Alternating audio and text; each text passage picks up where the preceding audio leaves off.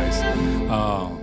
Fabriel, Joan, you guys are here representing Brownsville Crime Stoppers, correct? Yes, sir. I'm the chairman of the board, so Let's if we can start with a little introduction of maybe what Brownsville Crime Stopper is, very briefly, and then we'll go into it in more details, and what you guys do, I guess, with the organization, please. Of course. Yeah, go ahead. First of all, thank you, Mario, for having us here. And again, my name is Fabriel Cisneros. I'm the chairman of the board of Brownsville Crime Stoppers, Inc. Mm-hmm. We've been around since 1982. Basically, what we do, we're like we're a platform Mm-hmm. to people that live in Brownsville Mm-hmm. or anyone that visits Brownsville. Correct. And what I mean by that is that you have Alfred Pennyworth, for example, Mhm. right, in Batman. Alfred Pennyworth provides information to Batman to go see where to fight crime and stuff like that. Got it. That platforms that we provide, that's Alfred Pennyworth, And Perfect then, example. Sí, and the Batman, pues ahí están the awesome superhero police department that we have. Yes. You Great know? department, Brownsville Yes, PD. yes. And so we provide a safe, secure, and anonymous platform where people can provide information Mm-hmm. that are going to lead to arrest, any type of arrest. Yeah. There can be a felony, there can be a misdemeanor, Yeah. and they can range. Those arrests, crime activities can be from theft, burglary, murder, sex trafficking, human trafficking, arson, which is adult abuse, child Yeah. abuse, domestic violence, Yeah. and Illegal dumping. illegal dumping, things Yeah. like that, cyber crimes. You think of some type of that's a crime. If it's a crime, let us know. Use our platforms, and they'll qualify for money from $250 Yeah. up to $1,500. Little incentive, right, to keep the city clean, I guess. See, and there's a history behind it, which I Mm-hmm. guess I'll talk about it later on. Okay. And you, Fabriel, are the chairman of the board that runs the Brownsville Crime Stoppers. Yes, correct? we Okay. are a working program. We don't have an office. It's all volunteers. No, but like all the people that get together, I guess you guys probably meet at a place. Once a month Okay. at a secure place, Mm-hmm. and we meet for up to an hour and a half. Mm-hmm. The success of the program, it all depends on how much time we put in individually, Mm-hmm. because again, we don't have an office. Some Crime Stoppers programs upstate, for example, Houston, they do have an executive director. They actually have Yeah. an office, people they pay. Correct. But because we're a small town compared to Houston, Yeah. But it's know, growing. see, It's growing. Extremely happy. Mm-hmm. We're Me extremely too. happy. And you're going to see some of our street signs Yeah. close to SpaceX soon. So Okay. And you a new member, or Yes, sir. what is it that you do? Well, I basically am starting Brownsville Crime Stoppers, Mhm. and like Fabriel said, Brownsville Crime Stoppers is the bridge between the community and the police department, Mhm. because some people, they don't feel comfortable Mhm. talking to the police Mhm. department, so we can be the bridge to make Got it. people feel confident. Yeah. But you're gonna be assisting with the board or doing something. Helping with the events and going to. Okay. Yep. Got it. Yo tengo un poquito, and maybe we can get into the way that people can use the platform to report crime, Mhm. since we already touched on the subject.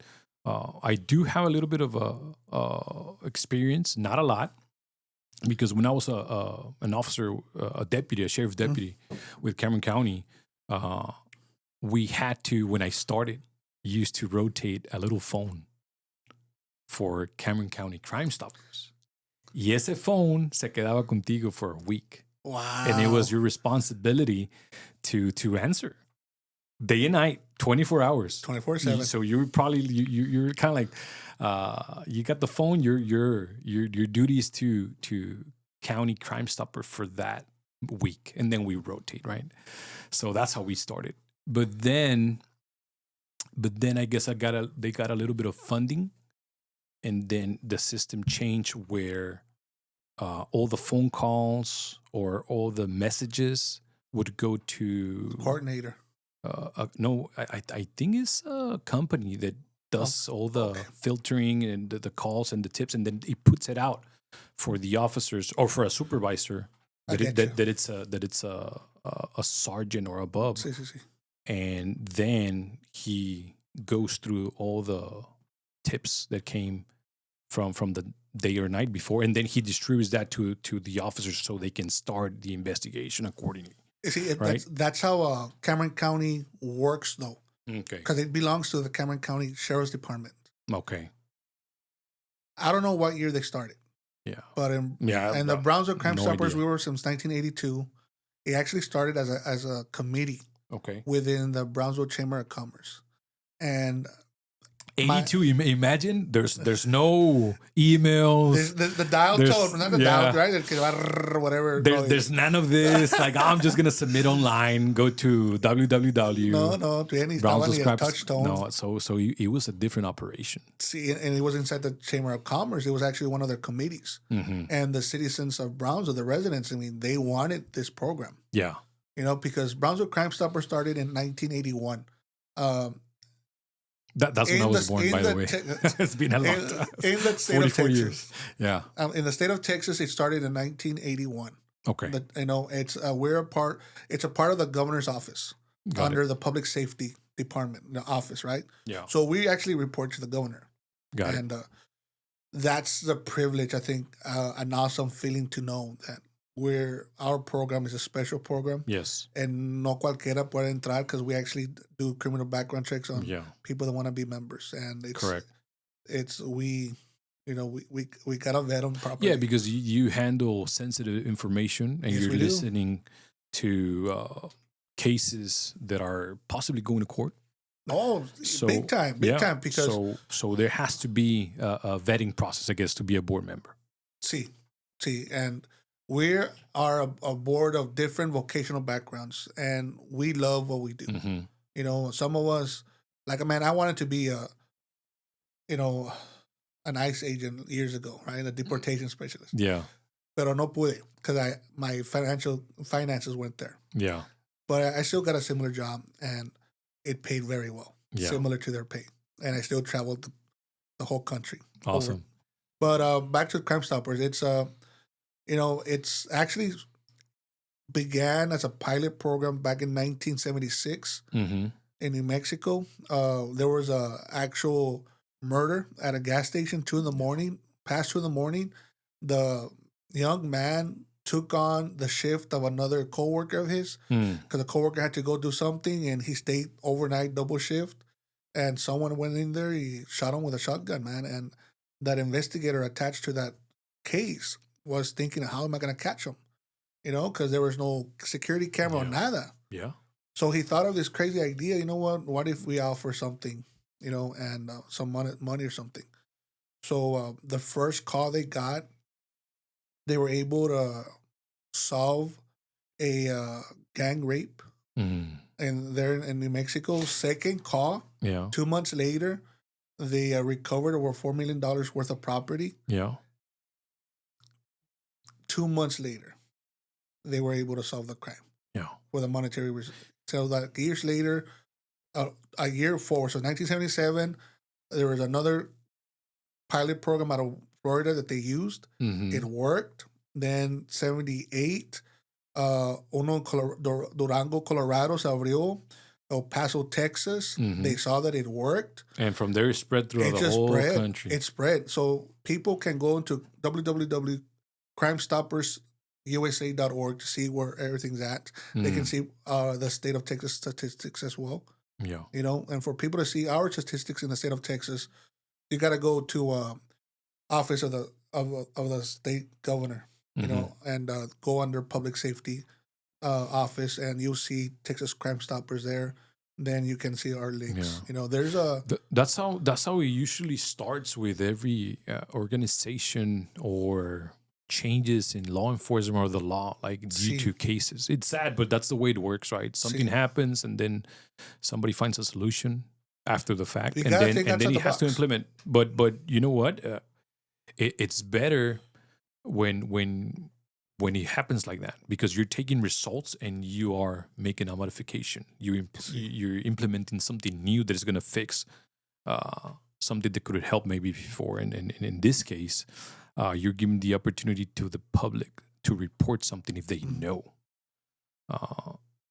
Throughout my years of experience as an investigator, I learned that there's always someone that knows something. Always, because sometimes we take the easy route as an investigator, right? Nah, nobody knows anything. That's it. There's nothing else. No, dude. There's always someone that knows something, right?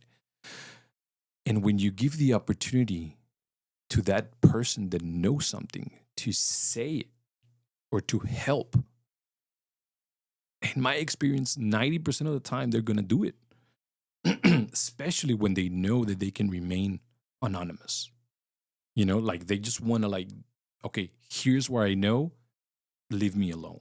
Sometimes they don't even they don't even want the reward or the incentive or the compensation. You're right. In one of the murders, because they just want to go on with their lives knowing that they provided what they saw or what they know. They wanted justice. They want justice, yes. They wanted justice. And earlier this year, there was a stabbing in the neck on Spring Mart in the parking lot of Sunset Memorial Funeral Home.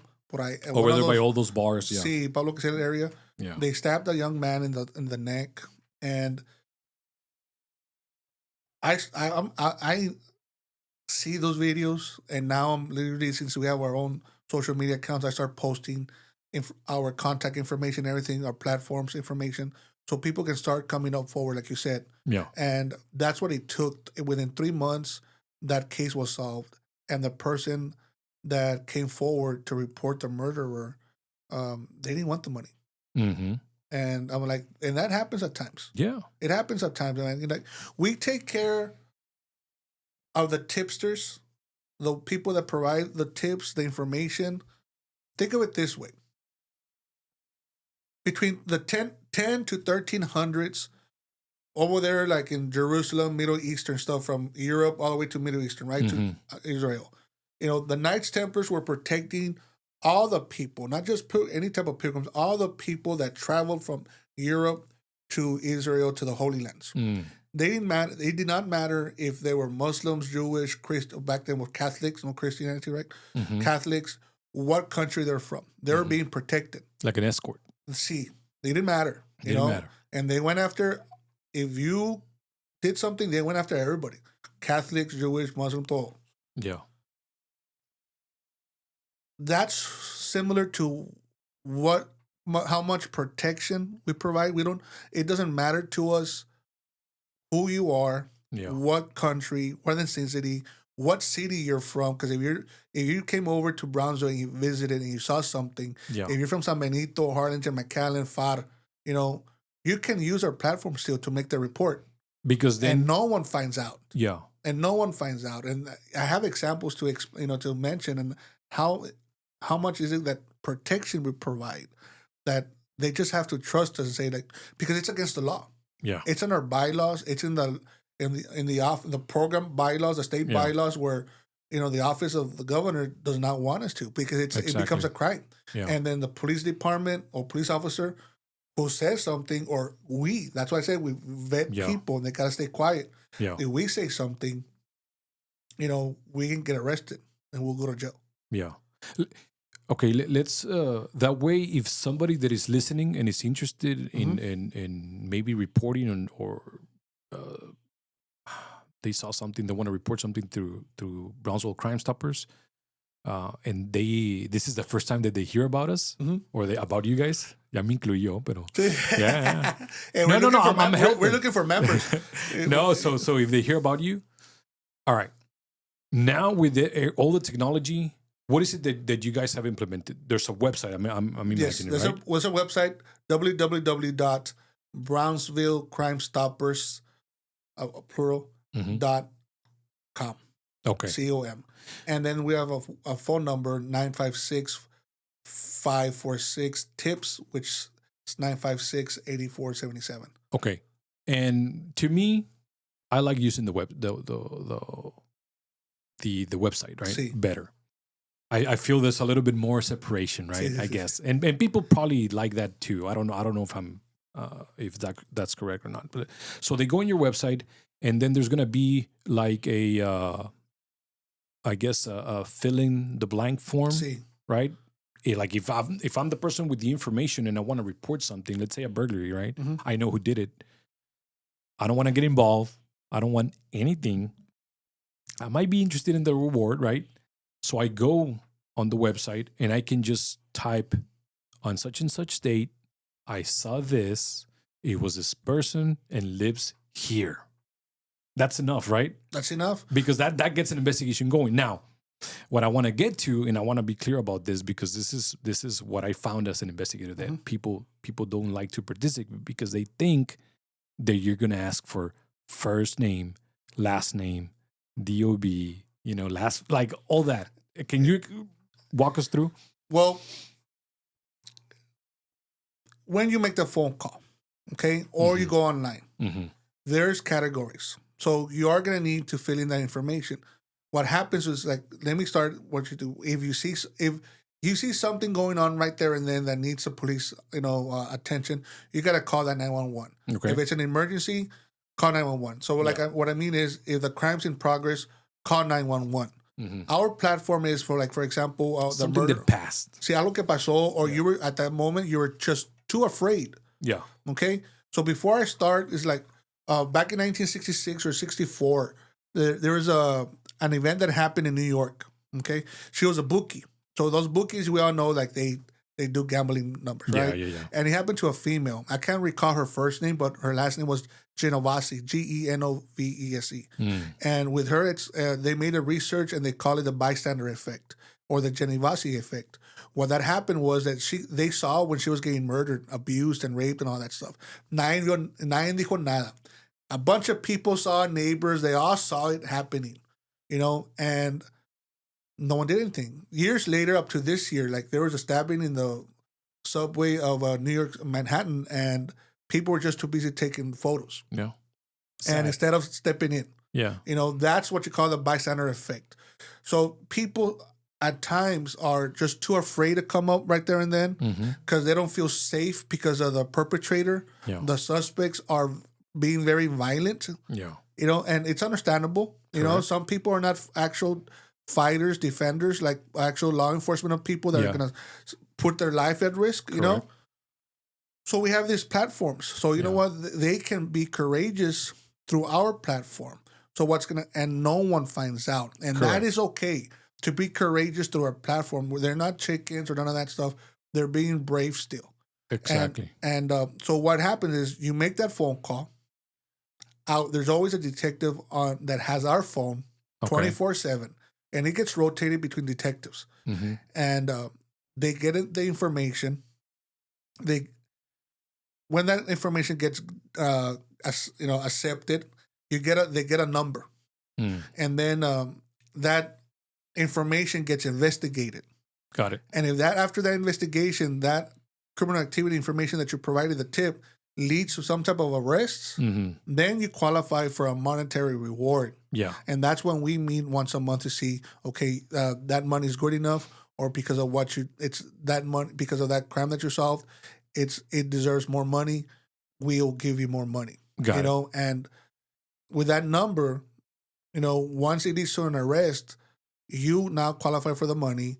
You go to the bank that works with us. Got it. And they have experience in dealing with our information because their branch managers used to be also board members.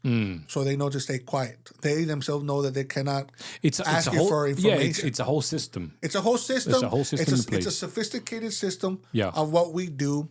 For if people providing the tips and information, the police officer is not going to ask you for your name. They're not going to ask you what's your phone number, what's your address, none of that stuff. All they want is information. Got it. ¿Qué lo que vistes? If you have pictures, you have videos, if you know the suspect's name, what were they dressed at, what were they dressing, who do they hang out with, whether they live, they want that type of information. The more information they provide, the tipster provides, but the sooner the investigation It gets just solved. makes it easier for the investigator to find who the suspect is. Yes, right? and through the platform online, once they go there, there's a bunch of different categories of all the different type of crimes, and in each crime requests different questions. Right, for a crime that's a murder, those questions that lead to the that you're gonna ask for to solve the murder is Got not it. the same for like a cyber crime. Got it. So all of that Yeah. is divided in Yeah. the platform online. Yeah. And it actually, you can upload videos, upload pictures. Yeah. It's going to ask you if you want the money, yes or no. And like you said before, some people don't want the money. Yeah. That's great. Yeah. They just want it out of You their head, out of their conscience, right? See, and even then, even then, Mario, if they want the money, for me, it's like, get the money. Yeah. Help yourself out. Yeah. You have a family or there's a nonprofit agency you want to help out, donate that money then. Yeah. Because in realidad, Mario, nadie se da cuenta. No one ever finds out, man. Yeah. Because if like you see your neighbor doing something, then after that investigation happens, it's not going to happen it's not going to be solved within a month todavía. So like it's going to get investigated. It's a process. It's a process, so that the neighbor's not gonna know that fue Mario que me hizo algo. No, it's never gonna happen. They just there's no way for them to find out that it was you. Because once they do the initial contact with Brownsville Crime Stoppers, Yes, you said then you are you're assigned a number, yes, and that number is the only thing that you keep using, right? For then on. yes. Basically, your case number is your name. Yeah, that's your identity as the person that assisted as a caller, right? Okay, so nobody asked for any personal information. No. Okay, We can't. Yeah. Once a police officer asks for your personal information or contact information, they're liable for charges Yeah. for to get arrested. So, Yeah. And us también. So we don't. We know better. Yeah, But even then, Mario, we don't know. Yeah. We're not gonna know. Like that information doesn't even get passed to us. That's how awesome the Brownsville Police Department is. That even they're that protective of what we do. They follow protocol. Here's an example of how much they follow protocol. Let's do it. Years ago, my daughter was in 6th grade at Garcia Middle School, and I'm a board member. Man, I should probably know the information, right? And Yeah. what happened is there was a kid, story short, we're going to be here forever. No, dale, we got time. We got time, brother. There was a kid, man, that went online, bragging how he liked to play with guns, and no supervision. He was playing a game called like a similar game like Call of Duty, loved the sensation of killing people, all that stuff, right? Blue red flags. But he ended up putting there that he was going to shoot up the school. Yeah. And people were like, what the heck? And a brave, courageous classmate or student photoshopped or screenshot, took a picture, reported it, and the kid, no la hizo para la escuela. Wow. Lives were saved. And me being the board, board member, I'm like, man, I want to know what school it is. Yeah. My daughter, and Yeah. pero ni eso. Sí, Ni sí, eso. sí. Not even because I'm a board member was I entitled Yeah. to that information. Yeah. And that's how much. And I Security. recall, like I made a motion to give that kid like $1,000, and we made a statement that we're not going to allow a Columbine here Yeah. in Brownsville, man. So Yeah. Super important when it comes to children in schools. see, If someone that knows something to say something. they have to. Because imagine how many of the tragedies that have passed across the U.S. could have been prevented, maybe, if somebody would have said something. Mario, I'm pretty sure there's a lot of cases that could have been prevented because someone knew something. Mario, I've seen yesterday I was at a police department doing some work, and I saw a little area where they recognized the officers that died in the line of duty. Wow. And you said right now, people need to speak up. And when I've went over and I've spoken with the awesome ladies from Friendship of Women, and there's stuff that we're going to collaborate together with. I'm familiar with Friendship of Women. See, we're going to do some great things together. And awesome. One thing is like, for instance, what they fight against, advocate against, that domestic violence. Mm-hmm. And that incident was, if you know that your sister, your best friend, for instance, we're going to use a female as an example, right? Is going through domestic violence. Yeah. And someone's being a bad influence. Yeah. And you know that you got to take away that bad influence. Yeah. Use our platforms to report it. Yeah. No se van a dar cuenta. They're not going to know, like, oh, it was you or the best friend. Why I'm saying that is because 2 officers got shot and killed. They were ambushed because they were responding to a domestic violence issue. Domestic violence issues, it just not just happens from one day to the next. It's a continuous thing. Vicious cycle. Yes. And I'm thinking, would those police officers still be alive if someone would have used the platform to report the domestic violence beforehand? Yeah. You know, I strongly feel, because that city does have a Crime Stopper programs, Mm-hmm. they could have not. I'm not blaming Crime Stoppers at all over there. I'm just saying someone should have spoken up. Yeah, exactly. Someone should have spoken up, and Yeah. even if they don't use our platforms, Yeah, they should have stood up. The Crime Stoppers is just the like you say, the platform, See, the method of communicating that information to the right people. In this See? case, law enforcement, right? see, and I think it's a great thing also for teachers, educators. Mhm. Sometimes they're just too afraid to talk to the principals. I Yeah. strongly suggest the educators, to use our platforms. Mm-hmm. There was an example is, like, I had a coworker, a friend of mine, and how they wished the platform was they would have known about the platform back then, Yeah. because a student approached and wanted assistance on one of her best friends being sexually abused by the stepdad, Yeah. and pues no sabían Yeah. about the platform, Yeah. and how much good could it do? Like, it's stopped, like we've spoken about earlier, like how many lives we could have saved, Correct.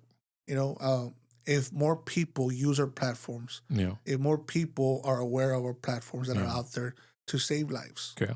And not just murders, but also cases like you're saying, See, right now we like just went sexual assault. Like, if you can stop a sexual, like, that ruins someone's lives for the rest of it. Like that person is not going to be the same. And if someone knows that is going on and it's happening, and like, And the reason why I mentioned educators is because, you have counselors and stuff like that. They students approach them because of that. yeah, It's just common knowledge, and it's, like I said, I used to be a teacher. I know that stuff happens. yes, And you need to, just like Yeah. domestic violence. I mean, it's a big issue, and like it's a horrible feeling that how many lives could have been saved. yeah. Could have been saved. Yeah.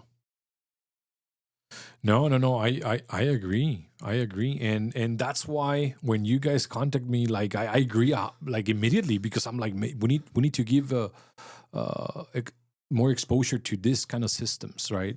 We need to empower to- the residents. We need to empower, educate the people Yeah. that live in Brownsville, that come visit Brownsville. They gotta understand and have that feeling of, I got you. Yeah.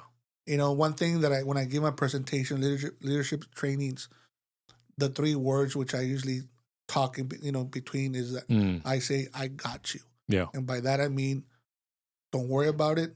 Listen to me. Yeah. I'm here for you.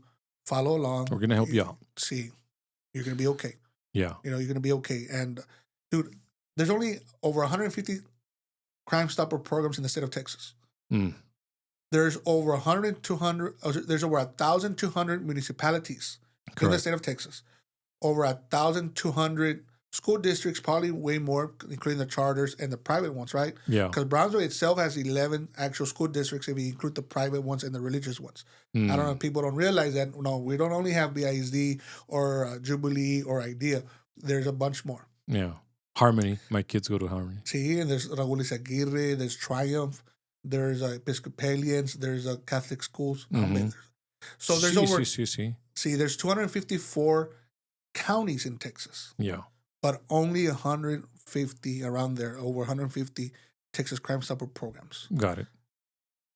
There has to, other cities and towns, school districts need to get involved, need to start this type of program, BISD started their Brownsville Crime Stoppers campus program back in 2021. Yeah. They're doing good things, and we approached them. Yeah. So in that way, the information is out there, right? Mhm. Let's say I'm a person that is reporting something. Mhm. Let's say the incident or the suspect, or in this case, the information that I'm provide, maybe doesn't belong to Brownsville. Like it belongs to outside of the city limits, county, or Harlingen. But the only number that I know that I have available is Brownsville Crime Stoppers. Can I still report to you guys? Yes, you can. Okay. There's it is known Mhm. that we have received tips that belong to other jurisdictions. Got it. And so what happens is that information gets passed along. If it belongs to the school district, they pass it along to BISD Mhm. or the San Benito School District or the City of San Benito. Yeah. There's 4 Crime Stopper programs in Cameron County. It is us, Brownsville Crime Stoppers, Mhm. which is it belongs to the community. Correct. It's a nonprofit agency. BISD Crime Stoppers Campus Program, which belongs to the school district. Got it. Cameron County Crime Stoppers, which belongs to the County Sheriff's Department, and the Harlingen Area Crime Stoppers. I think that it's in their own stuff. Mm. And there's a Crime Stoppers for Willacy County, which is in Rainville. Mhm. There's a Crime Stoppers in Rio Grande City. I think La Jolla School District has one. FAR, Westlaco, Edinburgh, McAllen has their Crime Stopper programs. There's plenty, way more than Cameron County and Hidalgo County area. Yeah. Hidalgo County has their own Crime Stoppers. And so we all share information. And, wherever the information belongs to jurisdiction, se pasa. Yeah. I'm assuming that even if it belongs to another state, because let's say I just recently moved from Florida to Texas, and I live in Brownsville, and I want to report something that had to do with where I used to live at in Florida. Mhm. I'm going to give the information to Brownsville Crime Stoppers, and you guys are going to take care by providing that information to the person that or the your equivalent, a Crime Stoppers over there, Mhm. or the law enforcement department that should handle that case or that information. Correct? You guys are going to pass it along. So that's what happens. Okay. That's what happens. And that's what I had to do yesterday when one of the police departments. It got sent to another city. Got it. And it's just part of my work. So Yeah. and it's that's how we do. That's how it works. And people need to feel that it's okay. Yeah. They just want to talk to someone secure. They want to talk to a hero. Yeah. And that's why I said the platforms is Alfred Pennyworth and Batman's is the actual police department. They trust Batman. Yeah. They feel secure Batman. They love that sign, that bat sign. They love that badge. Yeah. And we run to it. Yeah. We look for it. If something bad happens, even a child, up to right now, you look for that law enforcement badge. Yeah. You think of a protector. Yeah. And the people need to know that we're here. How much of a difference Brownsville Crime Stoppers has done over the years. We've caught over 5 fugitives. Mm-hmm. Okay, this year, like I said earlier, we helped solve 2 murder crimes. Mm-hmm. One of the first murder crime that happened, I think, in March. I can't recall the actual month. It took 2 years to solve. Mm. And the one in the stabbing to the neck that got solved within 3 months. Yeah. And all this is through information through Brownsville Crime Stoppers. See, that's just information through Brownsville Crime Stoppers. That's not including the statistics of the awesome job that the police department has done. Correct. Along with the investigators and all that. Yes, and I think in the month of July, I saw the report up to the year, Mm-hmm. and we have confiscated over $15,000 worth of money, not worth money, Mm-hmm. taken out of the criminals. What has been cash reward drug seizures over the years Oh, okay. since its inception? Yeah. Okay. Brownsville Crime Stoppers can say that they helped take away over $15 million Wow. worth of Yeah, drugs I bet. out of the streets. Yeah, That's a lot of drug money, man. yeah, And you're talking about from years, decades ago. yeah. Property recovered around And $2 million. and you know what? That's one of the easiest, well, to me, right, cases to report, because sometimes all you have to do is like, hey, sir, There's a stash and house. yeah, there's a stash house here. This is the address. Here's a, I don't know. Can they attach pictures Yes. on the reporting? Yes. To the website? They can upload it. And And I see Yeah. after they upload the picture of the videos, that picture video does not get tracked back to the phone. got And, it. it's just, if people want to feel more secure in what they're doing, go online. Got it. Go online. Yeah. And it's a great thing, man. Yeah. It's a great thing what we offer. Yeah. And it's a great feeling of what we do. Like I go to sleep happy every night, every day that what I'm making a difference. I'm part of this awesome, prestigious program, from the state, and es lo que es, man. Over 15. I mean, this is like. Let me give you an example of when I started with a Crime Stopper program. And I think I have over 10 years already in the program. So when I started, we were constantly getting in our meetings, giving tips out to something that was going on downtown, okay, Brownsville. And those tips had to deal with rewarding someone who was providing information that led to arrest and raids downtown. Yeah. And it had to deal with crystal meth and cracks. Yeah.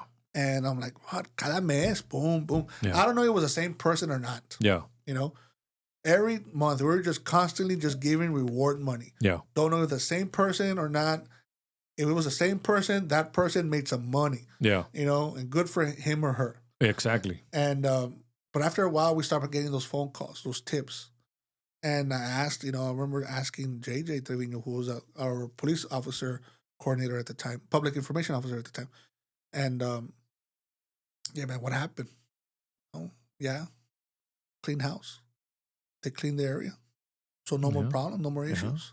Like, can someone literally say, yeah, man, we ended an epidemic, bro. Like our platform ended a epidemic, a drug issue.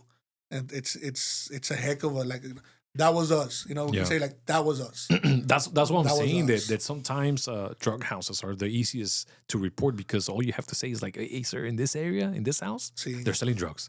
And that's going to get an investigation going, right? It's as easy as that. See, I was part of the city of Brownsville. It's still the only traditional commissioner's board. And it's called the Building and Standards Commission. Okay. And we literally meet at the chambers. They still meet. I'm no longer a commissioner board member of that, but we met once a month, and our job was to demolish homes.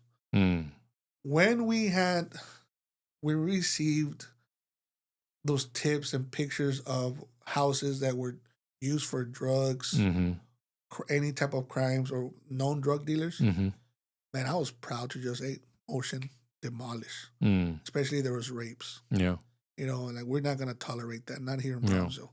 It's all about sending a message out. Yeah. And people, man, if it's a stash house, let us know. Yeah. A lot of the crime and violence that spills out to neighborhoods are originating from drug houses, from stash houses, right? Because as you probably know, like most of them, they just don't just sell drugs. Sometimes they're using to stash people, or to have people against their will working on drug houses. So there's a lot of crime going on a stash house end. And people know. I mean, when you see different vehicles every 5 minutes, they just go for a minute and leave, and then another one, there's something going on there. And the thing that happens also is that once a neighborhood starts having this experience of constant theft, burglary, they got to see, okay, where's the drug addict? Maybe that drug addict is addicted to crack, crystal meth, fentanyl now, opium. Those are hard drugs that get, the reality is they're very addictive, and makes the drug addict, the person, commit crimes that were probably, if they were sober, will not do. And they put them in a desperate situation. I want more. So they start stealing stuff from their own house, from their own family, from the neighbors. Yeah.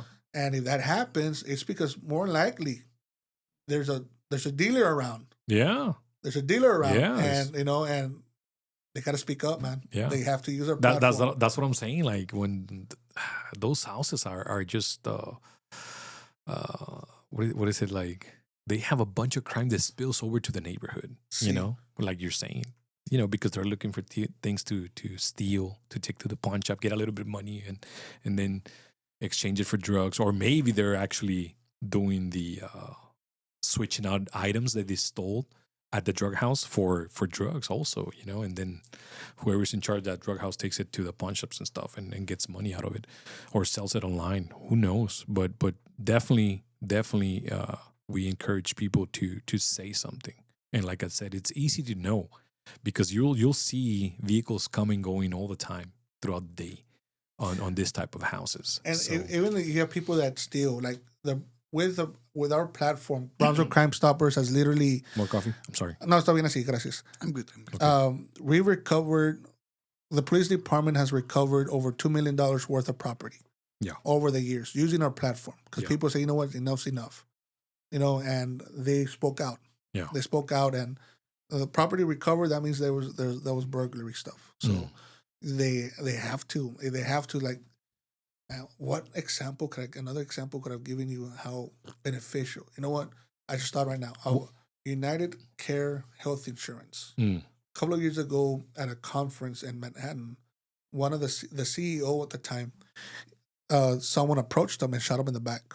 And it came out of big news, international. You know, excuse me. And the case was known worldwide. Like yes, they used the Crime Stoppers platform to get the shooter,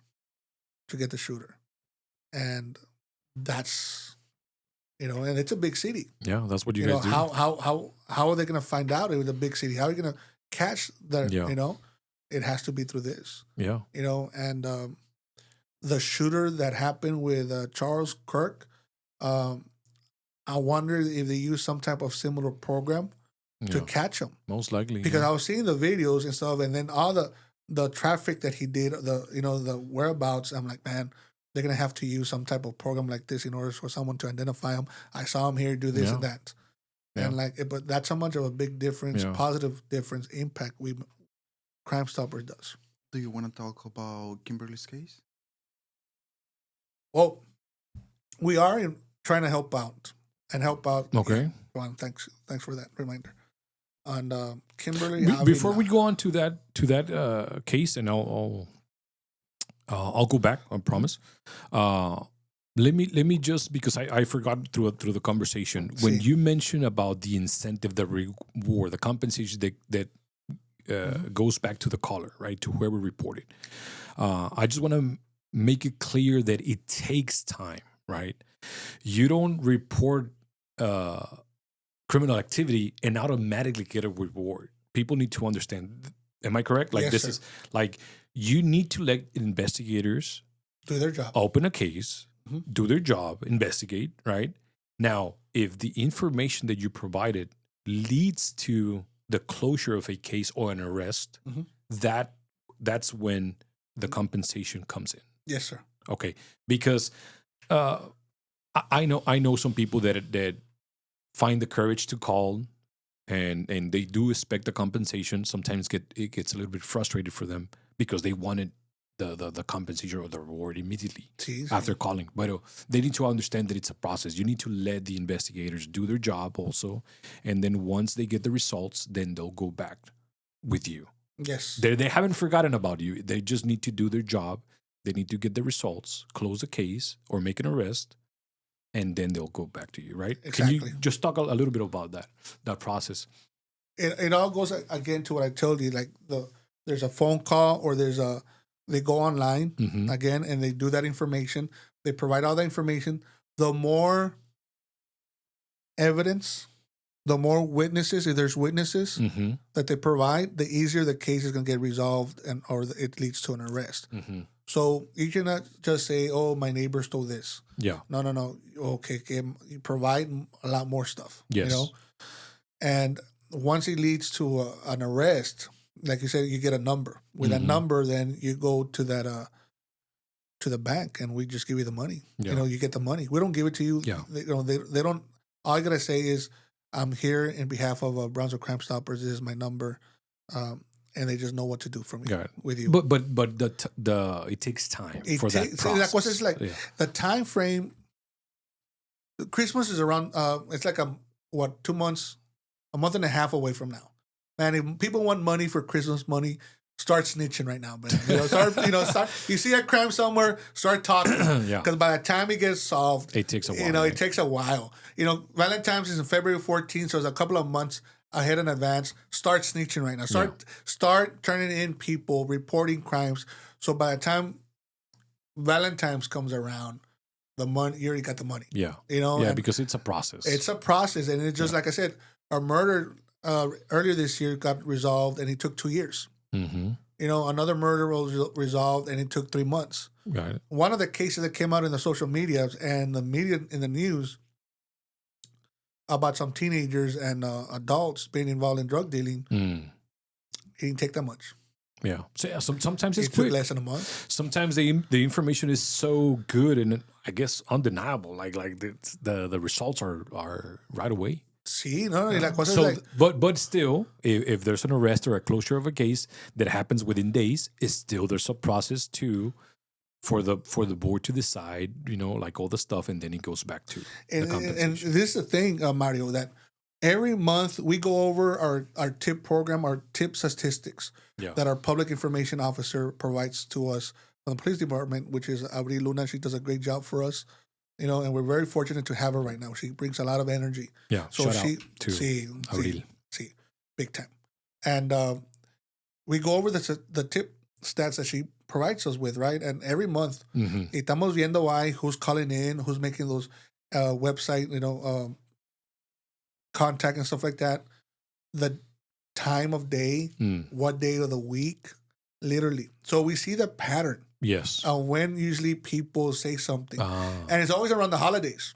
Holidays, Valentine's Day, Christmas, summer, and Thursday, Wednesday, Yeah. And the one that was solved pretty quick with adults and the teenagers dealing drugs. And I saw them in the news.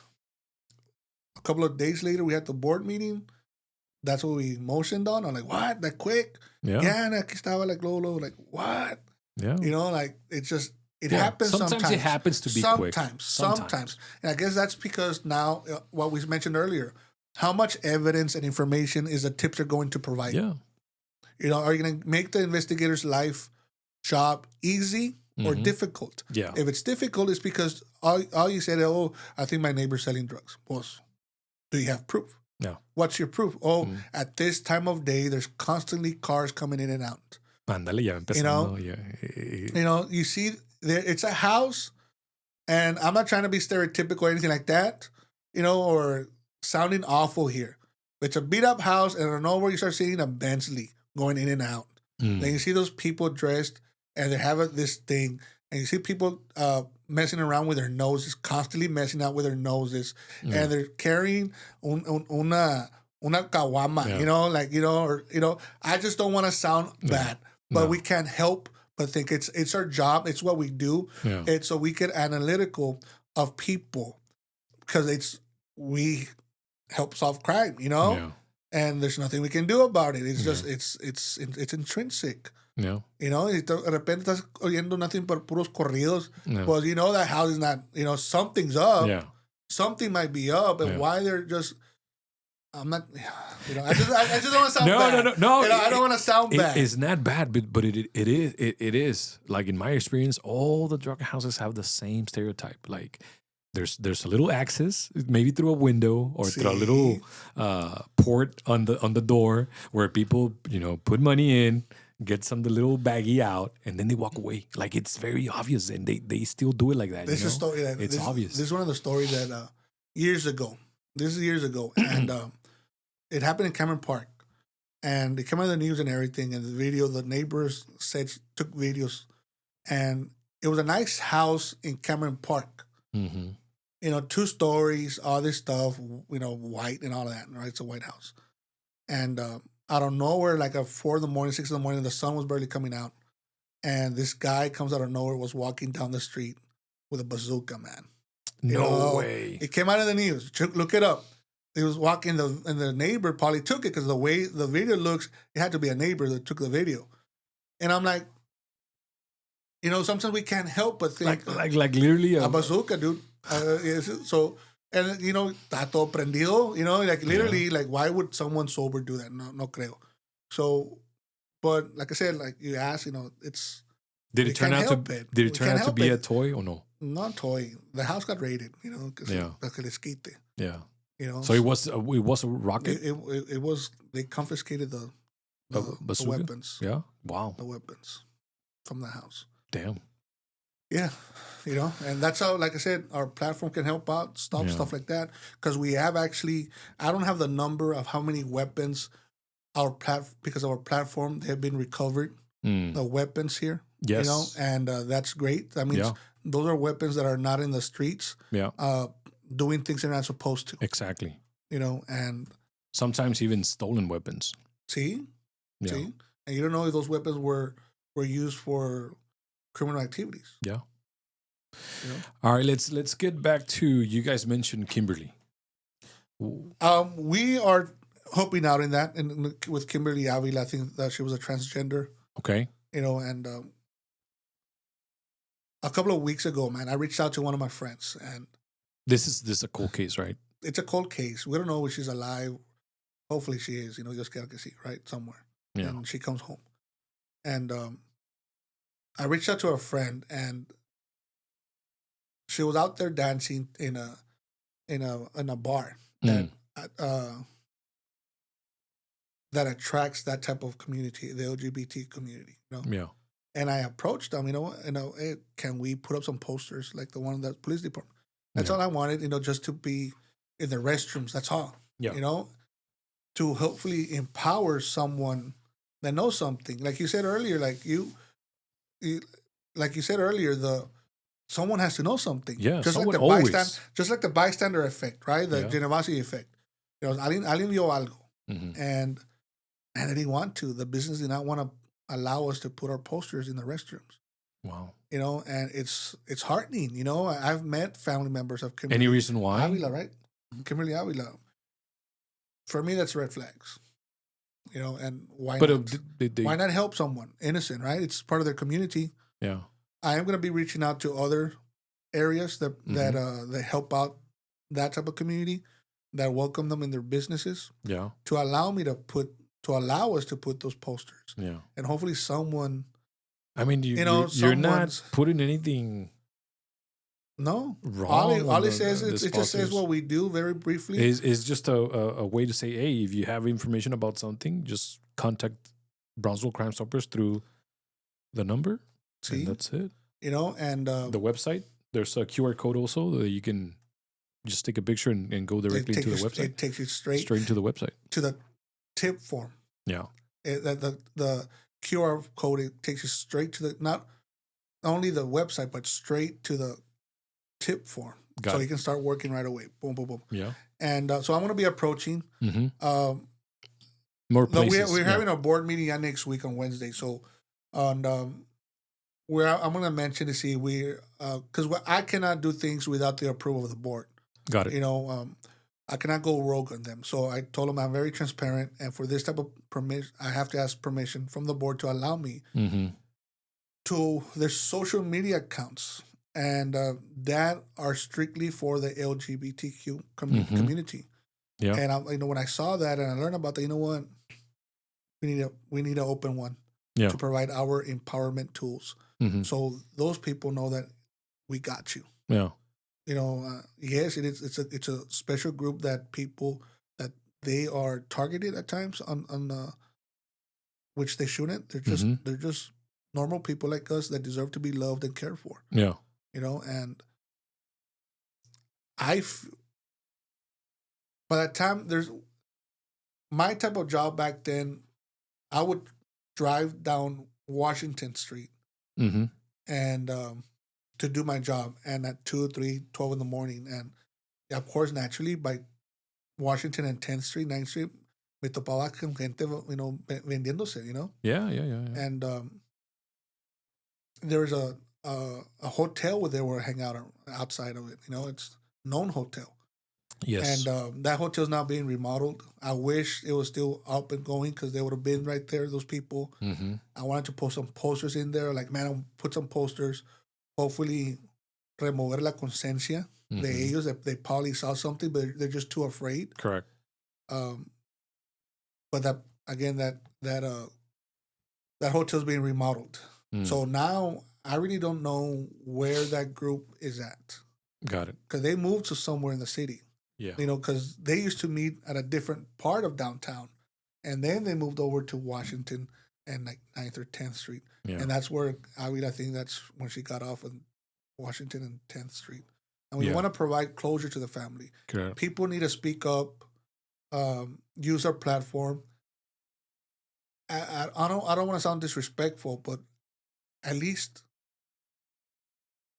use our platform because they're too afraid to make the phone call to the police department or let the other people know, that. Yeah, sometimes it's easier to talk to an organization like yours. See, that we're gonna protect them. That instead of going straight into the police station, right, or talking to a police officer, they rather do it through. It's anonymous. No one finds out. If no one finds out, at least to let the people know where the body's at. Yeah. I hate to say it like that, but at least let the people know where the body's at. If there's a body, if it's a murder, right? And that way the family can have closure. Yeah. And the friends can have closure. She deserves peace. Yeah. They deserve peace. Because it's been a while, right? It's been a while. And we got to let the community know that, we're going to protect them, that special population también. They're not alone in this. Yeah. They're not alone in this. We're here to help them out. Yeah. Any other, we haven't let Joan... I'm in training, por eso no estoy callado. Oh, pero ¿qué tipo de training? Like No. He's on board. He's with us, and he's gonna be doing our podcast in Spanish, hopefully pretty soon. And he speaks awesome Spanish. Pues yo también. Nosotros lo hablamos bien mucho. So when we need to make our presentations, he has to be he's like a doctor in like language speaking in Spanish. So. ¿Cómo fue que llegaste a la organización? ¿Se vale? En español, dale. En español o en inglés. Aquí en Brownsville, ¿sí o no? Español, inglés, es normal. Spanglish. Bueno, a Fabriel ya lo conocía de años anteriores porque yo soy también miembro de la masonería. Ok. Como estábamos hablando hace rato, sí. Somos miembros de Rio Grande Lodge 81. Ok.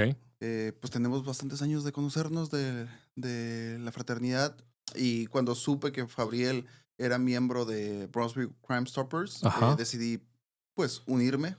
Claro. Porque pues a mí siempre me ha gustado lo que es leyes y a pesar de que no estudié eso porque mi carrera es médico cirujano dentista, soy dentista de hecho. Fíjate. Yep. I went to school in Mexico and I went to school here in Brownsville. Okay. I was born in Brownsville, but I was raised in Mexico. Igual que yo. Por eso es de que hace rato que estábamos hablando sobre las diferencias de la educación. Escuela, sí. Sí, es mucha. Es bastante, ¿verdad? Bastante. Y sobre todo, por ejemplo, allá no tienen AC. They don't have AC. Sí, no, yo me acuerdo. Y ahorita en estas temporadas es cuando más se siente el frío en los salones. Pero anyways, that's another topic. Esa es otra historia. Exactly. Going back, sí, conocí a Fabriel. Yo sé que Fabriel es una persona que le gusta ser muy derecho. Ajá. Y a mí también me gusta mucho sobre ayudar a las personas. Claro. Me gusta mucho ayudar a las personas y sobre todo pues a la comunidad. Eso es lo que nos enseña la masonería, ayudar a tu hermano. Claro. Ya sea una persona que esté abajo, pero no significa que sea menos valor que tuyo, sino simplemente que necesita ayuda. Claro. Y dentro de Brownsville Crime Stoppers es una oportunidad enorme para todos los board members de ayudar a la comunidad y sobre todo para que no se sientan solos, porque mucha gente, let's say, I'm from District 1 Y las personas a veces no se sienten, they don't feel comfortable talking to the police officers porque no existe ese lazo, no tienen... Es que es diferente. O sea, la comunicación de una persona que va a reportar algo directamente con la policía sí es un poquito diferente, porque los policías son diferentes, ¿sí me entiendes? O sea, entonces ellos a lo mejor van a querer saber más. Hey, a ver, ¿por qué? Y ya estás aquí, a ver, ahora dime. O sea, ¿sí me entiendes? Claro. Entonces la oportunidad se presta con una organización como Brownsville Crime Stoppers para que hablen con alguien que a lo mejor no es directamente un policía y es más, un poquito diferente el trato, ¿sí me entiendes? Y para una gente prefieren mejor hacerlo así. Claro, y como decía Fabriel sobre el caso de Kimberly, es una persona, o sea, religión que tengas, ciudadanía que tengas, género que tengas, es una persona, es un ser vivo. Claro. Y merece respeto tal y cual cualquier otra persona. Así que si hay alguna persona que vio algo, porque muchas veces todos vemos algo, pero a veces decimos, me voy a voltear para el otro lado. Claro. O escuchó algo, ¿verdad? O escuchó algo. Inclusive rumores, pero los rumores también te pueden llegar a resolver un caso. Sí, nunca sabes. Si pasó algo, ejemplo. Esto es un ejemplo que conozco a una persona. Había violencia familiar en una casa. Y el vecino, pues escuchaba los golpes del hombre, estaba golpeando a la mujer. Y pues ya pensaba el vecino ya pensaba que la iban a matar. Así que decidió el vecino a reportarlo, pero lo reportó directo a la policía. El detalle aquí fue que, o sea, estaban los golpes tan fuertes que el vecino los escuchó, llamó a la policía. Llegó la policía, sí, llegó de volada, eso sí, lo voy a admitir, llegó de volada. Inclusive llegaron en silencio, como es el protocolo. Llegas en silencio porque hay una violencia, simplemente para no asustar a las personas. No, y para no espantar al que está cometiendo el delito, claro, porque si no se va a escapar cuando agarrarlo infraganti. Llegó una mujer oficial, habló con el individuo. El individuo lo negó. Pero el problema es de que también la mujer lo negó. Oh, sí. Y sí pasa. La mujer lo negó, y pues simplemente pues se tuvieron que retirar, porque pues si la mujer no quiere presentar cargos, va a seguir el mismo círculo vicioso. Afortunadamente ya después de creo que 6 meses ya no están juntos, cada quien agarró un camino separado, pero era una constante violencia en esa casa. Y el vecino me dice, oye, pues yo quedé como un soplón y pues nada más quedé yo mal. Simplemente no quedó mal. Para mí, él reportó algo que estaba pasando y pudo haber pasado a mayores. Él previno algo al hacer una llamada. Previnió que hubiera pasado algo, no sabes, pudo haber pasado algo a mayores. Claro. Él pudo haberla golpeado más y un mal golpe y se pudo haber fallecido. Es lo que pasa, como estábamos hablando hace rato sobre los crímenes.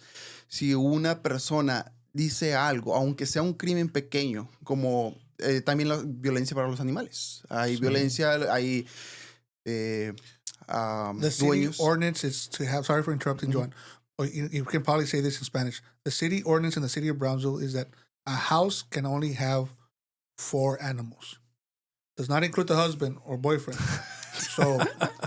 So it's a cat, a dog, a cat, a bird, and a turtle. It doesn't matter what combination.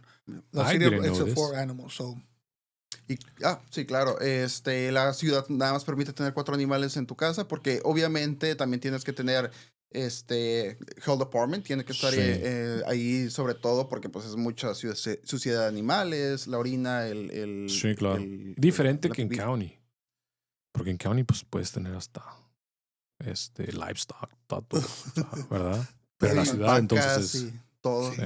No, obviamente sabía yo que es diferente las reglas de lo que puedes tener en tu casa, pero no sabía que se limitaba a 4 mascotas o animales, ¿verdad? Yo creí que era mucho más, porque hay gente que simplemente con perros, no, hombre, tiene más de 4 perros, pero bueno. Sí. You see those people that are selling cats online, como 10, 20 gatitos, hay like gatos y todo, like, man, you know. Cats and dogs, y se supone que ahorita ya no está permitido que reproduzcas animales para así como un breeder, comercializarlos. ¿verdad?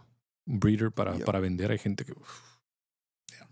They make a lot of money, pero hace a bastante costa dinero. del pobre animalito. Y como decía, hace 2 semanas vi cómo reportaban también un caso de un perrito que ya estaba en los huesos. El pobre animal no le daban de comer, no le daban de tomar agua y simplemente lo tenían ahí nomás de adorno. Claro. Y son cosas como esas las que la gente puede reportar, inclusive por más pequeño que se vea el crimen. Por ejemplo, el graffiti. Eso también es de las otras cosas que hemos visto mucho en la comunidad, en las Almos. Ahí en González Park, I was walking y noté que había graffiti y un artista, Sara, de hecho, Sarita lo había pintado justamente para hacerlo un poquito más cultural. Sí, claro. Y alguien a gang member O algo decidió arruinar exacto, el el mural. Y pues nos reunimos entre varias personas, inclusive esta señora Roca Hilda de Roca, también me ayudó para hablar con pues el departamento de la ciudad para organizar un evento y limpiar el mural. ¿Qué pasó después? Volvieron a rayarlo. Pero esta vez ya la ciudad ya puso cámaras, ya instaló pues seguridad para que no vuelva a pasar. Wow. Sí, fíjate. ¿Y qué es lo que pasa? Ejemplo, es graffiti. No pasa nada. Sí. Así es como empiezan las actividades. Es el hecho. Es el hecho. Estás dañando propiedad ajena. Claro. No es tu propiedad, inclusive es la propiedad de la ciudad, pero es de la comunidad. Es donde todos los niños van, juegan soccer, juegan voleibol, juegan básquetbol. Sí. Pero están tratando de enviar un mal mensaje. ¿Por qué no vas y rayas tu casa? ¿Por qué vas y rayas la casa, el lugar ajeno? Y son diferentes actividades que tenemos en la ciudad, como el robo de vehículos, como eso tuvo un auge aquí en Brownsville. Sí, me acuerdo, con las camionetas Raptors. Las Ford Raptors se las estaban robando al por mayor. Inclusive encontraron a niños de 16, 15 años haciendo los robos. Porque, pues, obviamente son niños y son considerados niños ante la ley, así que son, los cargos son menores de 17, sí. Oye, Fabriel, ahorita que mencionó él about activity that goes back into the community. Yes, sir. Brownsville Crime Stoppers is we already talked of everything that you guys do to prevent crime and get law enforcement involved with information and all this. But I know you guys do more than that. Activities through law enforcement, the night outs with law enforcement. Can you tell us more about that? We recently again participated with Gladys Porter Zoo allowed us to participate with the Buddha Zoo. And we gave out and taught people about our platforms. We gave out brochures. Like, we're mainly here to educate people, to use our platforms. And the brochures that we created, it's in English and Spanish. Yes. That way it's easy to understand exactly what we do. And it provides the reader easy understanding to utilize our platforms and not to be afraid of using our platforms. So we do participate in some of the events. We got to have sufficient money. We raise money to have copies of, to make copies of the brochures. Right. We are almost hip to hip with the police department. So when they have a big event that they're actually leading with, for example, the National Night Out, which was a great event. This past October 25th or 22nd, or 23rd. I'm sorry, October 23rd. And we're going to participate with them also coming December at their marathon event. And this coming Friday, we're going to be, what are we today? Today's a 12th. So the 14th, we're going to have at 5:30, we're going to be at the Proyecto Juan Diego with our Brownsville youth group, Brownsville Border group. Cameron Park, right? See, and we're going to give out presentations. We've done presentations at the Youth Build here in Brownsville. We've actually done presentations at other nonprofit agencies to empower people. And so we're looking for agencies or community of groups to allow us to make a presentation. We're looking into making presentations even at churches of all different faiths. Yeah. And there's some faith that they only speak Spanish. So that's what Joan's going to help us out with. Yeah. He's helping us no, out and that's why I asked the question, because I know you guys are not just restricted to reporting and getting in tips. Like you guys are also involved with the community, raising awareness, exposure to the program. And that's why we need fundraising. That's why we need people like you, and we're so grateful. You are literally our first podcast. Yeah. And I'm glad. I'm happy. So we're thankful that you provided us the opportunity. We got I know I'm going to email later on this week the news media to allow us to talk about it, because we do have our annual fundraiser coming up in the last Wednesday of January. Mm-hmm. That's our only fundraiser that we have. Yeah. And we usually raise around $20,000. With all that $20,000, awesome. It all goes back to tip money.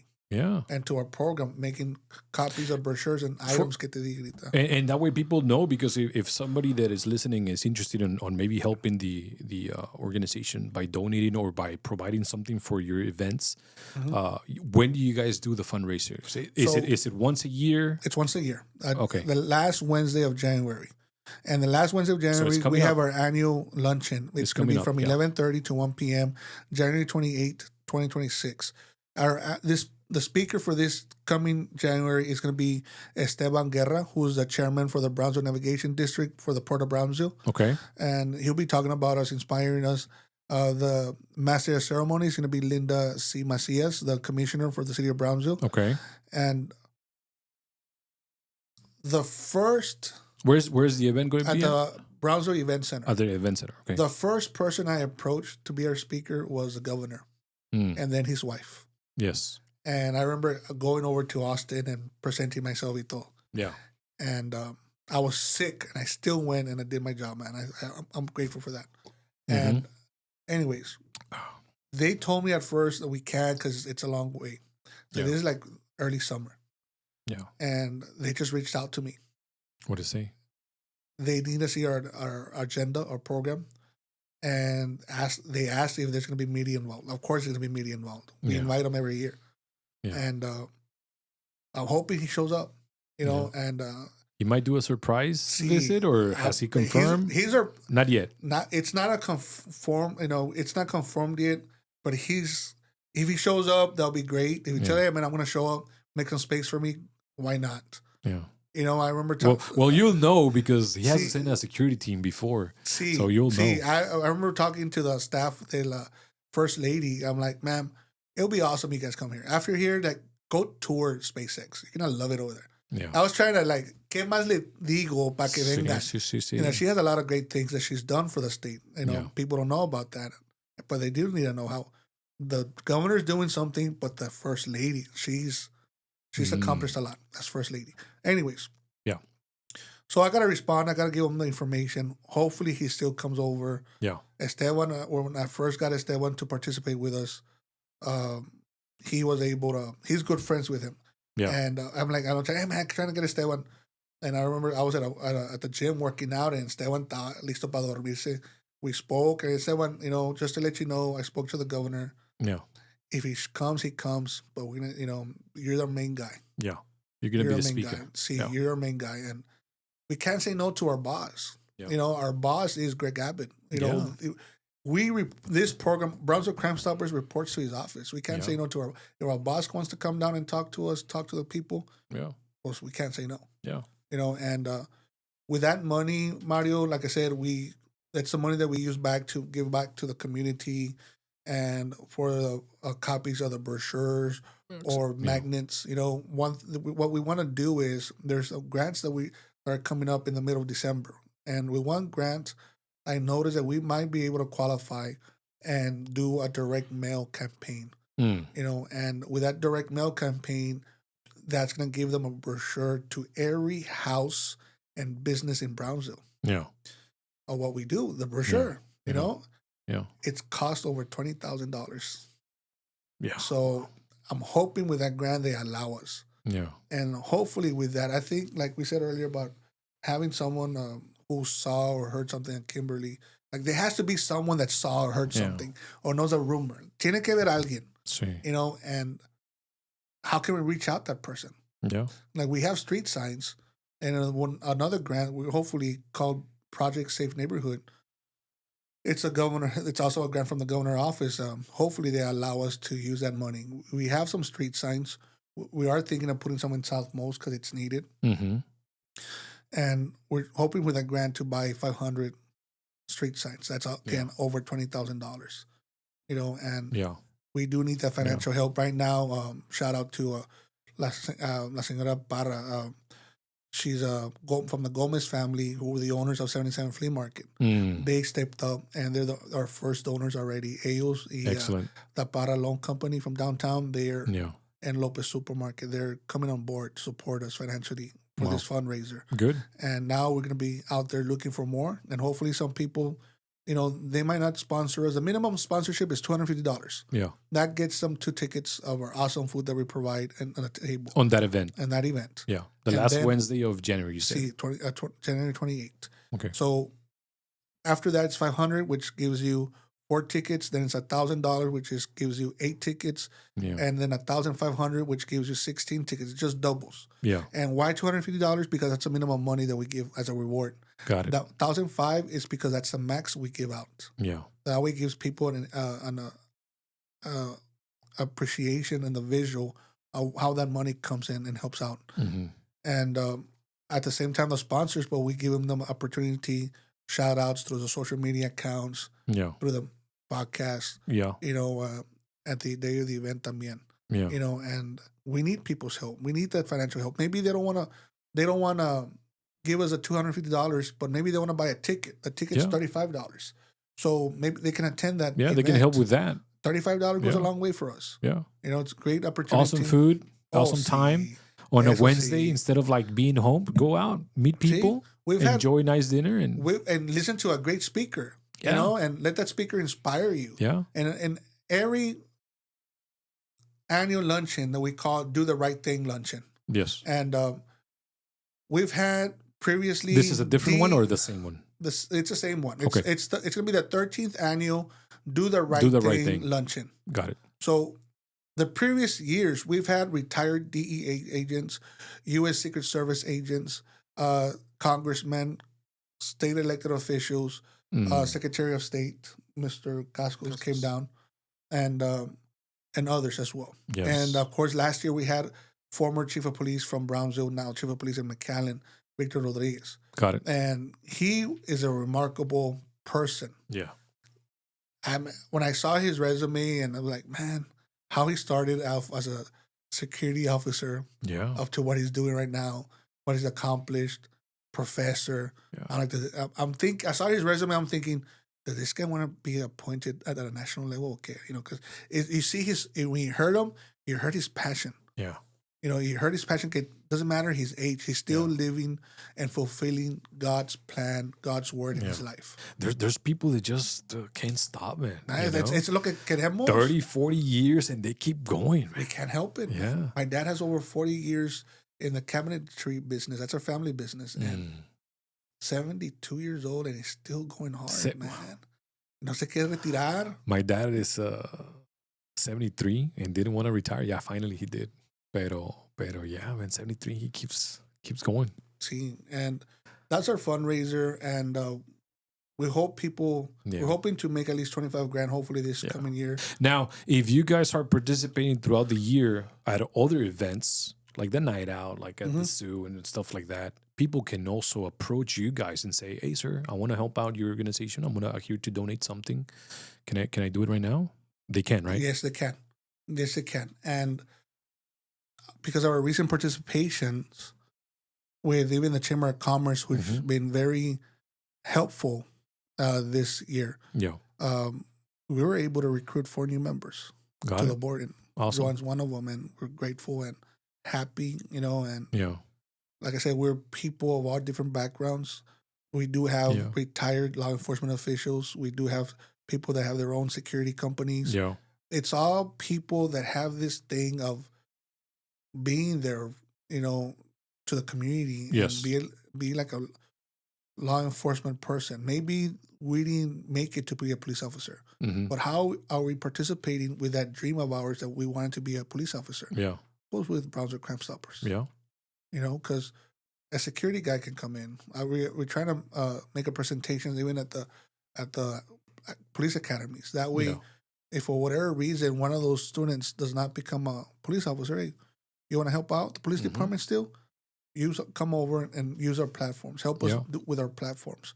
It's still an indirect way of being a police officer. Because that's what we do. We still are people that fight crime. Yeah. Like what's the scripture that blessed are the peacemakers because they're the children of God, something to that nature, right? Yes, I heard it before. And sometimes they don't even need to help with money necessarily. They can help you, or they can help Crime Stoppers by saying, hey, I want to have this big event. We want to have you guys on. And that way we'll give you a space so that you can, educate people and give a little exposure to your organization. They help like that also. That's what's happening with us and Friendship of Women and Proyecto Juan Diego. Okay. That strong collaboration it's there's fruits now. There's going to be fruits, even bigger fruits coming up, and that's what they want, and we're all in the same mind frame of being there for the community. Yeah. Making lives better, protecting those lives, those children. When we first started talking right now earlier, like we spoke about how many lives could have been saved, how many dreams could have been saved. Mm-hmm. También, if people would have used us, they would have known about us. Yeah. And I think that's the biggest thing that people sometimes don't know. Even though programs as big as the Crime Stoppers with the state, with counties and with cities and everybody that has it, there's still people that don't know this exists. No. They think that the only way to report crime is calling directly to the 911, to 911 or to the police station or to the sheriff department, because they don't know. They don't know. There's other ways of reporting. There's the bystander effect kicks in. Mm-hmm. They think, no, pues alguien vio lo va a hacer. Like those videos that come out in Brownsville Hood News, they're great at it, and Brownsville. they show people provide those things, the videos. I'm like, look at all those people. They're all witnesses to a crime. I wonder which one is going to be reporting it, right? Yeah. And I don't know if they do or not, but still, like they see them. I'm like, man, look at all that. I'm thinking just bystander effect. But también lo que pasa, Mario, is that people are still literally scared to report. Yeah. And it's up to us, people like you, allowing us to come to the podcast and hopefully motivate the people to participate in this. Yeah. Not to be afraid. Like to literally feel that we got you. We got them. We're going to protect them. Yeah. We're going to protect them. And they have to trust us. Yeah. And I think after they do it once, or they know someone who worked it once, they're going to be able to do it. That's one thing that I can testify for that. Like when a person reports the first time, almost guarantee you that they're going to do it a second time, because now they know that everything that we're saying right here, that everything that you're telling them is true.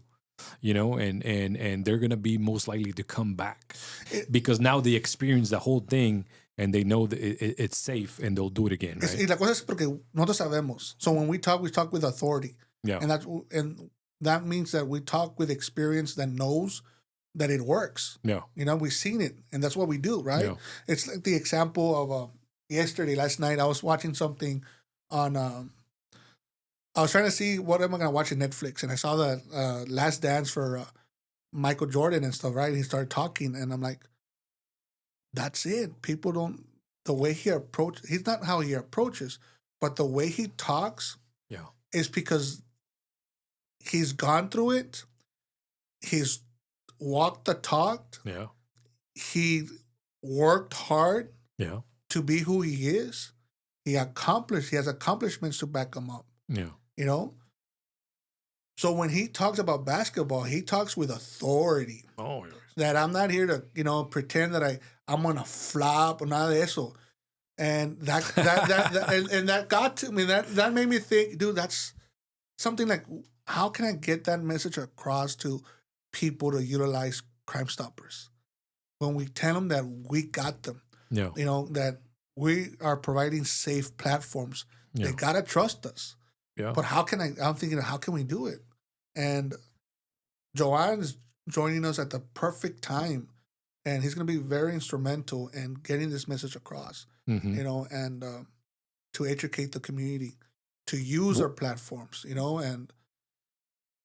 and we're fortunate, and people just need to trust us. And like we talk with authority because it's lo que es. Yeah, you mentioned he's going to be helping Joan. Any projects coming up? Any new for Crime Stoppers? Is that what you mean? Or we're trying to get podcasts in the Spanish speaking that are just Spanish speaking here in Brownsville, and their news stations as well. Yeah, radio stations as well. And there are communities, like I said, we're trying to approach some churches, mm-hmm. and some of them are just Spanish speaking. Yeah, great. Like it's one thing to talk, Spanglish mucho, dude, but that's not attractive, right? Yeah. We're trying to be professional here. Yeah, and I think that's where he's gonna help us out. He's a great talker. When I guess you're trying to send a message in Spanish. Better for someone that is 100% fluent, right? That's at a doctoral level. Yeah, that's the thing that we're claro. The benefit that we have of him. Excellent. All right, guys. Before we close this out, any social media that you want to share for the listener? People can follow us at Facebook and Instagram. The actual name of those accounts are Brownsville Crime Stoppers Inc. Okay. INC. There are there was a previous coordinator that came from the police department, mm-hmm. and my understanding is that he had our Facebook and Instagram account, and those are under the name of Brownsville Crime Stoppers. Okay. We're trying to erase those, get rid of those. Oh, okay. We're working on that. So we opened up some new ones. I did. Their name is actually Brownsville Crime Stoppers Inc. Okay, and those are the actual good ones. I'll get them from you right now after we're done, and mm-hmm. I'll attach them on the description of the video of the podcast. Okay. That way, if people want to go, they can just click on it and it'll route them straight into the website. They'll see our flyers. Mm-hmm. They'll see our events that we participated in. They'll see our events coming up as well. And it's all about, educating and empowering the community that we're here, that we got them, that we got them. And I'm excited. We do have many people support us. Yeah. And we're very fortunate that all types of elected officials that use their platform to support us, and we're going to, there's big plans coming up. Yeah. No, and look, man, we mentioned it at the beginning, but Brownsville is changing a lot. The last 5 years have been crazy. It is. So I know you guys are gonna do real good, and you guys are gonna grow a lot, and you guys keep doing more of this. People are gonna know. See, the theme for this fiscal year is see something, say something. Like he said earlier, even animal cruelty, todas esas cosas. Yeah. Miras algo, haz algo. Di algo. Yeah. You see something, say something. Be courageous. Yeah. Sometimes just the first time it is kind of fearful. You might question it, but after you do it once, like you say, like even what happened, a great example I told you about downtown, the crack and crystal meth problem. Yeah. We don't know if it was the same person or not. Yeah. But if it wasn't for those calls, yeah. Look at all the cleaning we did. I don't know if they're having issues right now. We don't know that for a fact, right? But at one point, we cleaned house, man. Yeah. We cleaned house because of that brave individual or group of individuals. Yeah. Also, the way I see it about reporting, it's no information. It's more important than the other. Now, if you report something that you were not sure, report it como quiera. There's going to be an investigation. Now, if it doesn't lead to anything, that means that there was no crime. So good. You know what I mean? Like, it's a win-win situation. That's what I'm trying to say. Or el ejemplo que dijo Joan earlier about the domestic violence. Yeah. What if that neighbor would have not reported that the violence, the domestic violence, right? Nada pasó because the wife didn't report. She denied to press charges, right? So, but that's also but la cosa es eso, is that if that neighbor would have reported that domestic violence going on at the time, what if that person, the abuser, would have, you know what, I got away with it now. Yeah. Let me really hurt her more. Correct. What if he ends up killing her next time? Yeah. But at least that abuser knows that, hey, someone's watching me. Exactly. And that is the message for that type of call. Because sometimes, people get disappointed. Oh, pues no pasó nada. Yeah. Because sometimes the officer doesn't have the statements from the victim that is going to help them, make an arrest. Sometimes it happens, right? Sí. Like in this case, they were saying that the female pues denied everything. Mm-hmm. Si ella dice, nothing happened, pues how can we help, right? Yes. How can officers help? But the most important thing is what you said. It sends a message to the perpetrator, the perpetrator, the abuser. Hey, someone's gonna call, so he's gonna think twice next time. Yeah, he's gonna question it. He's like, oh, maybe I shouldn't, because somebody's gonna call and I'm gonna get in trouble. There's some street sign. There's a program in the police department, in every police department, I guess, in the country. It's called a Neighborhood Crime Watch. Mm-hmm. What I tell people, Brownsville Crime Stoppers, the Crime Stopper program is that we're like the Neighborhood Crime Watchers program, but on steroids. Because we offer you an incentive, exactly, and safer platform, a way to report crime. And not just that, you are working hand in hand with investigators, with the Brownsville Police Department. 24/7. 24/7, 365, 66 days a year, todos los días. Yeah. Every day. And big shout out to Chief Felix Alceda, man. He's been helping us instrumentally this year, allowing us to be hip and hip with him. Man, I've traveled the country with, I visited over 40 states, man, and unlimited hundreds of cities, so far in my life. Yeah. And Chief Salceda has his officers, even the females. Yeah. They're like ready to participate in CrossFit challenges. Yeah. Oh man. They're more fit than the Texas National Guard. You see them, they're like, what? You guys hasta las mujeres, they make me feel bad. I gotta stop eating those tacos al pastor con todo. No, I know him during my years with Cameron County SWAT team. Sí.